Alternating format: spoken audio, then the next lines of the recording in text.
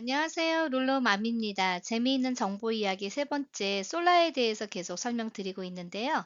자, 이번에도 솔라 업체를 선정할 때 고려해야 될 부분이 어떤 건지 간단하게 또 설명드릴게요. 이전 동영상에서 세 개 회사를 비교를 하면서 워런티까지 리뷰를 했습니다. 이거는 실제 정확한 숫자는 아니고요. 제가 그냥 예를 들은 거예요. 그래서 거의 유사하고요. 워런티도 20년이 아니고 보통 25년까지 되는 경우가 많아요. 그래서 레이블 차지가 10년인지 25년인지를 바로 비교하시면 되고요. 솔라 비용을 일시불로 내시는 분들보다는 대부분은 파이낸스를 해야 되는 분들이 많죠. 그렇다면 이 파이낸스 부분에 대해서도 이해를 하셔야 돼요. 최대 20년 정도 파이낸싱을 한다고 가정했을 때 이자가 몇 퍼센트인지도 중요해요. 모게지처럼 장기 페이먼을 하기 때문에 이 이자 부분도 고려를 하셔야 되고요. 추가 비용 중에 가장 높은 퍼센테이지를 차지하는 게 파이낸스 차지 같아요. 가령 3만 불 중에서 2만 불을 파이낸스를 한다 그러면요. 그 2만 불에 대한 30%가 파이낸스 차지로 붙는 회사들이 많아요. 근데 요즘은 이게 거의 40%를 파이낸스 차지로 붙어요. S사를 비교를 했을 때 가령 40%의 파이낸스 차지가 붙는다고 가정을 하면은요. 가령 4만 불을 파이낸스를 한다 그러면은 4만 불의 40%예요. 그러면 16,000 불이 파이낸스 차지로 붙는 거예요. 그러면 이게 4만 불짜리가 아니고 56,000 불짜리가 되는 거예요. 거기다 이자가 붙어 버리잖아요.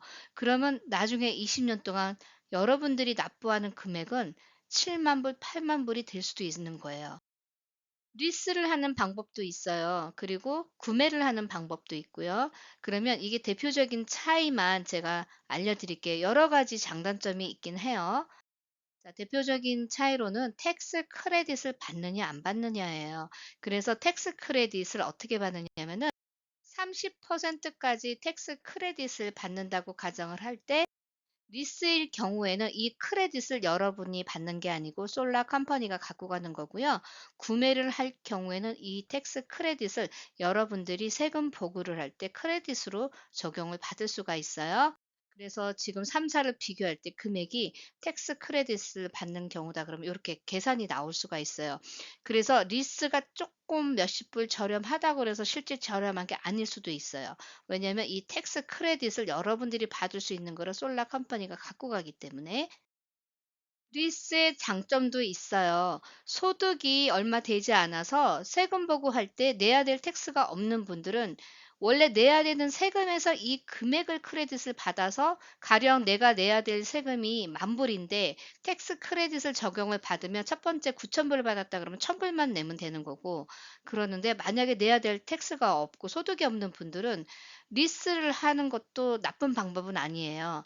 물론 솔라 회사에서 이 텍스 크레딧을 갖고 가지만 몇십 불이라도 월 페이먼을 낮출 수가 있기 때문에 이게 무조건 리스라고 좋고 나쁘고라고 얘기할 수는 없어요. 다 장단점이 있기 때문에 이 부분도 여러분들 경제적 상황에 맞춰서 리스를 하실 건지 아니면 구매를 하실 것인지 결정하실 수가 있어요.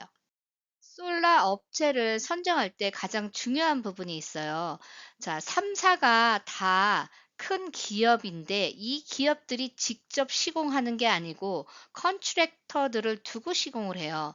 그런데 이 컨트랙터들이 실제로 그 제품을 가지고 와서 설치를 한 후에 레이버 차지만 하는 게 아니고 그걸 물건을 도매처럼 사 와서 설치하는 식으로 하기 때문에 각각 가격이 다 다를 수가 있는 거예요.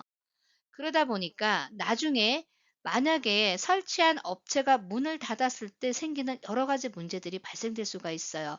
그래서 설치하는 시공사가 얼마나 믿음이 갈 수 있고 신용이 있는지가 중요해요. 그래서 20년 이상 오래 유지가 될 수 있는 회사인지에 대한 것도 중요해요. 그래서 많은 회사들이 실제로 대기업의 솔라를 설치를 했음에도 불구하고 시공업체가 문을 닫아서 아예 AS를 못 받는 경우도 굉장히 많았어요.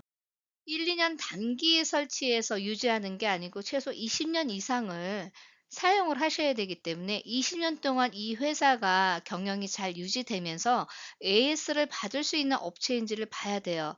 만약에 A사에서 시공했는데 그 회사가 없어졌는데 B 회사에서 AS를 받으려고 그럴 때는 더 코스트가 올라갈 가능성도 있거든요. 그리고 얼마나 정직하게 그리고 얼마나 전문가로서 컨설팅을 해 주느냐가 중요해요. 무조건 세이브하는 거에만 포커스한다고 좋은 건 아닌 것 같아요. 당장 전기 비리 세이브 되는 거에만 포커스를 맞추다 보면 향후에 전기 비는 전기 비대로 더 올라가고 또 솔라 빌은 솔라 비대로 내는 그런 또 문제가 생길 수가 있어요. 다음 시간에는 솔라를 몇 장을 설치를 하는 것이 적합한 건지 혹은 어떻게 컨설팅을 받아야 되는 것이 적합한지에 대해서 간단하게 또 정보 공유하겠습니다. 유익한 시간 되셨나요? 감사합니다. 좋은 하루 되세요.